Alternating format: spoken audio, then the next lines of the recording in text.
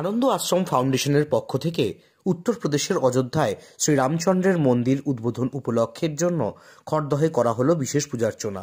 22শে জানুয়ারি আয়োজিত এই পূজার্চনায় 5,000-এরও বেশি পথচলতি মানুষকে প্রসাদ বিতরণ করা হয়। এদিন সন্ধ্যায় ভক্তদের নিয়ে আরতি অনুষ্ঠান আয়োজিত হয়। এই কর্মসূচিকে কেন্দ্র করে উপস্থিত ছিলেন বিভিন্ন মঠের বিশিষ্ট মহারাজেরা এবং অগণিত সাধারণ মানুষ।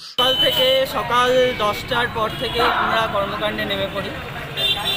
সকাল 11টা থেকে পুজো হোম যজ্ঞ স্টার্ট হয়, 1টা-1:30 অবধি চলে। তারপর থেকে 2টো থেকে ভোগ বিতরণ চলছে, এখনও চলছে। যতক্ষণ মানুষ থাকবে ততক্ষণ আমরা ভোগ বিতরণ করব। কিছুক্ষণ বাদেই সন্ধ্যা আরতি শুরু হবে, সমবেত সন্ধ্যা আরতি চলবে। আর মানুষ যতক্ষণ চাইবে মানুষের জন্য আমরা আছি। ভোগ রেডি রয়েছে, মানুষ আসছে, মানুষের জন্য আমরা রেডি রয়েছি। জয় শ্রীরাম। জয় শ্রীরাম। জয় শ্রীরাম। নাম ঈশানু সান্যাল। আজকে আপনারা কি উদ্যোগ নিয়েছিলেন? আমরা আজকে উদ্যোগ এটাই নিয়েছি, ধর্ম নির্বিশেষে আমরা এখানে ভোগ বিতরণ করেছি, এখনো চলবে। যতক্ষণ পর্যন্ত একটিও প্রাণী এখানে থাকবে ভোগের জন্যে ততক্ষণ আমাদের ভান্ডারা চলবে। সন্ত সমাজ এখানে সমানে আসছেন, প্রত্যেকেই অংশগ্রহণ করেছেন এবং সাধারণ লোক সকলেই প্রসাদ পাচ্ছেন।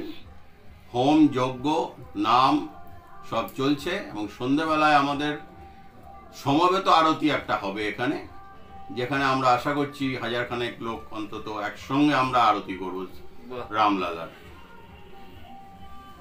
মোটামুটি কত লোককে আজকে প্রসাদ বিতরণ করা হবে? অলরেডি 5000-এর ওপরে হয়ে গেছে এবং আশা করা যাচ্ছে আমাদের প্রোগ্রাম চলতে চলতে রাত 10টা পর্যন্ত অন্তত আরও 4-5 হাজার লোক আসবে। সেইভাবে আমাদের সমস্ত ব্যবস্থা করা আছে। আপনার নাম? আমার নাম জ্যোতির্ময়।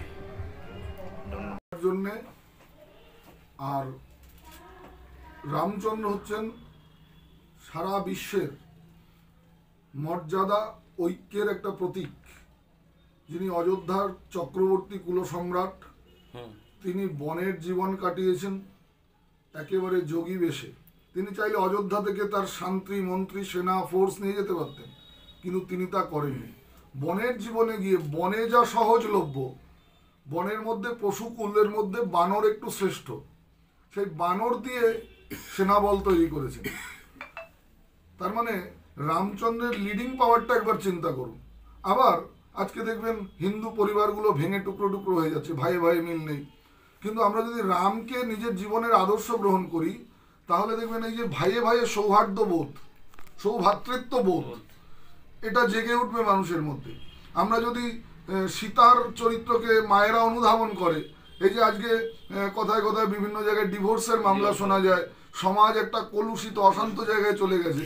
আমরা যদি উর্মিলা এবং সীতার দেশের কথা মনে করি, এটা উর্মিলার দেশ, এটা সীতার দেশ, এটা সাবিত্রীর দেশ, তখন দেখবেন অটোমেটিকলি সমাজ সুষ্ঠু হবে এবং সুন্দর হবে। বাইরের অন্ধকার আলো জ্বাললে যায়, কিন্তু অভ্যন্তরীণ অন্ধকার দূর করতে পারে এক আর একমাত্র আধ্যাত্ম ভাবনা, আধ্যাত্মিকতা।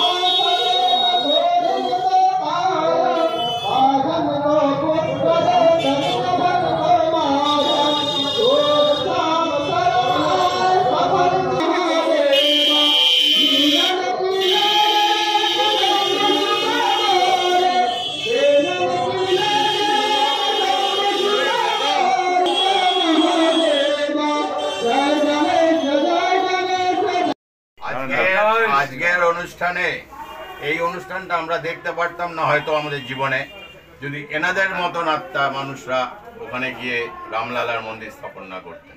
আর আমরা আমরাও যে ওখানে পৌঁছতে পেরেছিলাম এই সমস্ত মানুষের উৎসাহ এবং এদের সহযোগিতায় আমরা ওখানে পৌঁছেছিলাম, নইলে আজকের দিনটা হয়তো আমরা এই দিনটা পেতাম না। আপনি সেই ইট নিয়ে গেছিলেন কর্সেবো? হ্যাঁ। আচ্ছা, আমরা সনাতন হিন্দু ধর্ম রক্ষার জন্যে সমস্ত কিছু করব, প্রাণের বলিদান দিতেও আমরা তৈরি আছি, কিন্তু সনাতন হিন্দু ধর্ম রক্ষা করতে হবে। বাহ, জয় শ্রীরাম, জয় শ্রীরাম, জয় শ্রীরাম, জয় শ্রীরাম।